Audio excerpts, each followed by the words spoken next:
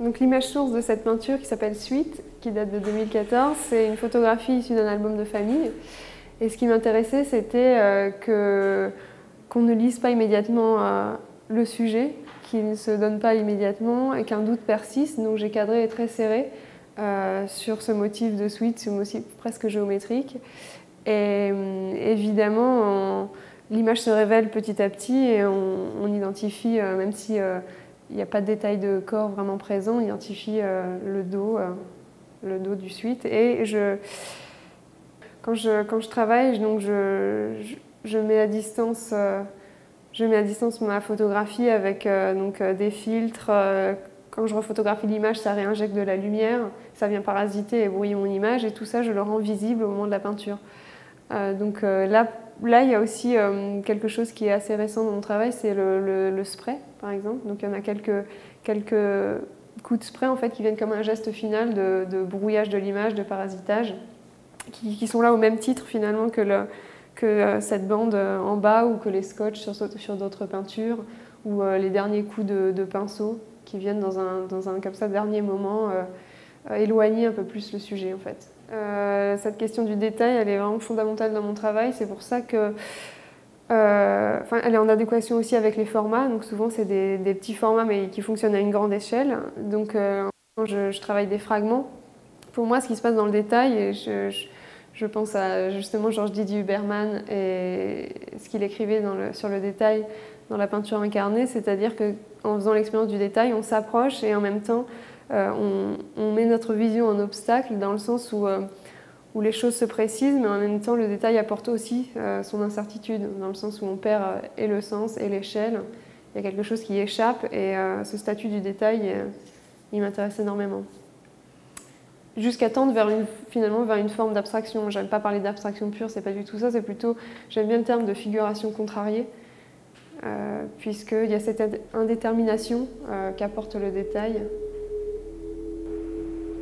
En fait, donc il y a les peintures où les choses ne se donnent pas immédiatement, restent volontairement énigmatiques et incertaines. Et il y a d'autres toiles où l'objet apparaît de manière plus évidente, et en général, c'est vrai que c'est des objets assez kitsch, qui proviennent d'un univers familier vraiment banal, quotidien. Mais c'est vrai que ces objets, ils me dérangent et je pense qu'ils contiennent des failles et des choses qui font qu'il y a cette envie, ce besoin de les peindre en fait. Il y a quelque chose de l'ordre d'une, je sais pas, une fascination dérangeante pour ces objets-là. Et en même temps, je les aime beaucoup, ces objets-là. Qui ne m'appartiennent pas forcément. D'ailleurs, ça peut être vraiment des objets que je ne connais pas, que je vais photographier dans des brocantes ou dans des intérieurs. Mais oui, et cette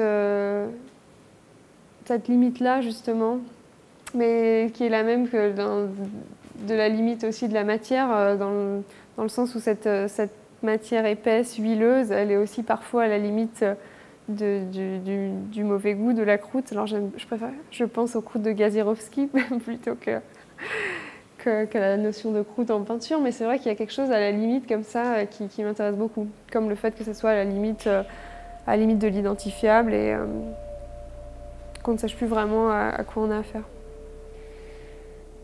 Il y a vraiment cette question de la nécessité, c'est-à-dire que c'est vrai qu'évidemment pour un peintre, il y a la question du sujet, quoi peindre, et il faut qu'il y ait quelque chose de vraiment extrêmement fort qui s'impose à nous pour déclencher l'envie, en tout cas d'une peinture.